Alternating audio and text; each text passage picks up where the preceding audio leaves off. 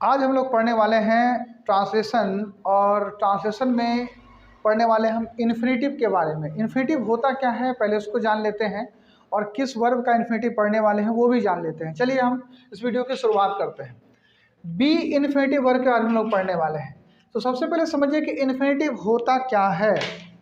ठीक, टू के साथ V1 का जो कॉम्बिनेशन आपको दिखाई देता है, टू के साथ वर्ब का जो फर्स्ट फॉर्म दिखाई देता है वो इन्फिनेटिव कहलाता है। और एक जरंड भी होता है जो वर्ब के साथ ING दिखाई देगा, यानी V4 वर्ब का काम करेगा नहीं लेकिन वो वर्ब होता है। तो अब आपको तो ये सीखना है, ये अभी नहीं सीखना है। ठीक, तो ये सीखेंगे हम लोग इन्फिनेटिव के साथ, लेकिन किसके साथ? बी वर्ब के साथ। और आपको पता है कि बी वर्ब में आने वाला वर्ब वही होता है जो आपको पढ़ाया जा चुका है पिछले वीडियो में, पिछले ट्रांसलेशन में। Is am are, was were, और फ्यूचर में विल बी, शैल बी। तो इसमें होगा क्या? इसमें कुछ नहीं होगा, इसमें लग जाएगा सिर्फ आपको टू। जैसे कि use of infinitive with verb to be, यानी टू बी वर्ब में क्या लगने वाला है।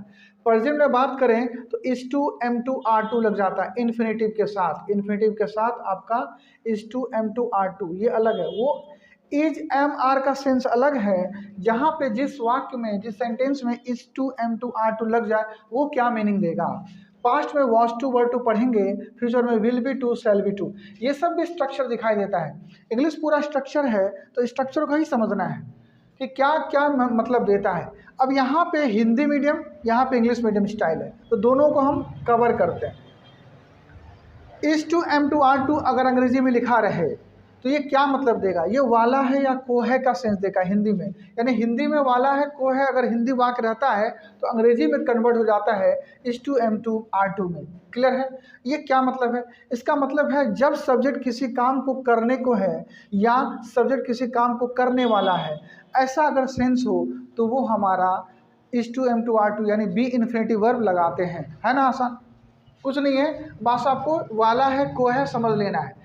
या तो कोई सब्जेक्ट किसी काम को करने वाला है, किसी काम को करने को है, तो is to, am to, are to. Is तो लगेगा इज एम आर उसमें, लेकिन ना टू उसमें लगाने से सेंस बदल जाता है बिल्कुल भी। स्ट्रक्चर देख लेते हैं। सब्जेक्ट है, इज एम आर है, टू के साथ V1 plus object, subject plus is am are negative में not to V1 plus object. उसका बाद objective part interrogative WH word होगा तो होगा, नहीं तो नहीं। Is am are plus subject, then उसका नॉट का सेंस होगा तो लिखेंगे उसका टू के साथ V1 प्लस ऑब्जेक्ट। स्ट्रक्चर बिल्कुल रट लेना है क्या होगा। अब हम सीधा आते हैं सॉल्व करने पर, है ना? इतना तो समझ में आ गया ना। Be verb infinitive, is to, am to, are to, पांच वर्ब में वॉज टू, वर टू। आपको देखिए पांच वर्ब सीखने का भी हो जाएगा आसान से। क्या लग जाएगा? वाला था, वाली थी, को था, को थी, वाली थी, जो भी है, वॉज टू, वर टू, वही सेंस देगा ना। जब सब्जेक्ट किसी काम को करने वाला था, करने वाली थी। हालांकि इस पर भी वीडियो में बन जाएगा, वो भी आप देखिए। ठीक है, तो लोग बेसिक लर्नर्स हैं जो सीख रहे हैं, उनको सीखना जरूरी है, क्योंकि उनको बड़ा दिक्कत होता है शुरू से बनाने में, तो उनके लिए ठीक है। जो थोड़ा सा स्मार्ट है तो वो थोड़ा जल्दी कवर अप कर जाते हैं। नेक्स्ट आते हैं, वो शादी करने वाला है। ये पॉजिटिव सेंटेंस है, अफर्मेटिव सेंटेंस है। सब्जेक्ट पाएंगे वह, तो ही के साथ क्या आपको पता है, इसलिए इज एम आर का यूज आपको पहले से पता है, इसलिए आपको वर्ब के सब वर्ब के साथ क्या सब्जेक्ट लगेगा ये इस वीडियो में नहीं बताया जाएगा। तो ही इज, उसका क्या टू लगाना है। वर्ब क्या है? शादी करना। शादी करने को तो बोलते हैं मैरी, तो marry, he is to marry. Simple है, और कुछ नहीं लिखना है।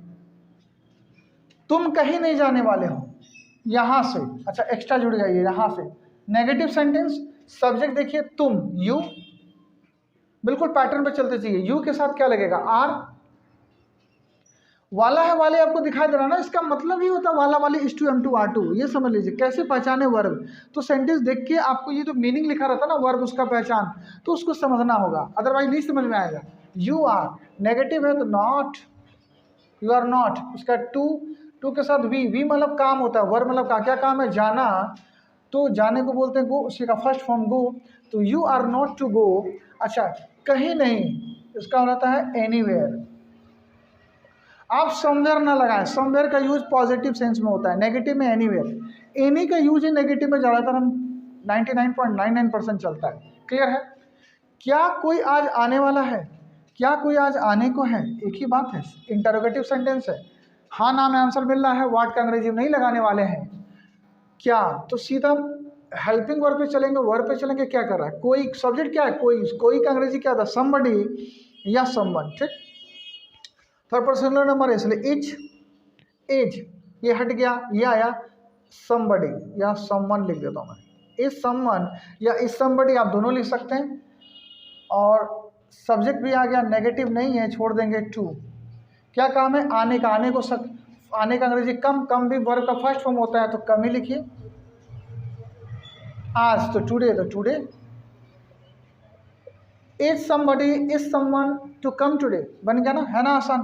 बिल्कुल आसान है। तुम इस काम को कैसे नहीं करने वाले हो? करने वाले हो, वाला है, वाली है आ गया, इसका मतलब है कि इस to am to are to लगेगा। तो हम वर्ब अगर पहचान गए ना, ट्रांसलेशन बन जाएगा। कैसे? आपके पास स्ट्रक्चर है, इंटरोगेटिव सेंटेंस है, इंटरोगेटिव नेगेटिव। अब बिल्कुल इसको जाइए। WH वर्ड किससे सवाल हो रहा है? WH मतलब सवाल, क्वेश्चन वर्ड। कैसे? हाउ। इज एम आर, तो वाला सब्जेक्ट देखेंगे ना, तुम है तो उसके अकॉर्डिंग तो आर लगेगा, क्योंकि तुम है ना सब्जेक्ट, उसके बाद आर। ये हो गया, ये हो गया। सब्जेक्ट आपको पहले से पता है, यू। नेगेटिव है क्या? हाँ, नहीं, तो नॉट लगाएंगे, नॉट। उसके बाद क्या दिया? टू। सब ये देख देख के लगाना। टू क्या काम है? करने वाला, टू डू। डू मीन्स करना, डू फर्स्ट वर्ब का फर्स्ट फॉर्म होता है, ठीक हो गया। इस काम को, ऑब्जेक्टिव पार्ट में आया इस काम को, तो दिस वर्क। आप आराम आराम से सीखिए, धीरे। How are you not to do this work? आप इस काम को कैसे, तुम इस काम को नहीं, या आप इस काम को कैसे नहीं करने वाले हो? How are you not to do this work? Question mark, है ना आसान? ये बिल्कुल आसान है और आई होप कि ये समझ में आया होगा। बस वाला वाली ध्यान रखना है। ये बी वर्ब इन्फिनिटिव प्रेजेंट में खत्म हुआ, उसके बाद आपको पास्ट, उसका फ्यूचर आपको बनाया जाएगा। ठीक है, आप इसका स्क्रीनशॉट ले लीजिए पहले। ठीक है, चैनल को जरूर सब्सक्राइब कीजिए, लाइक कीजिए, शेयर कीजिए, कमेंट कीजिए, और keep practising and have fun and happy Vijayadashami. चलिए मिलते हैं नेक्स्ट वीडियो में।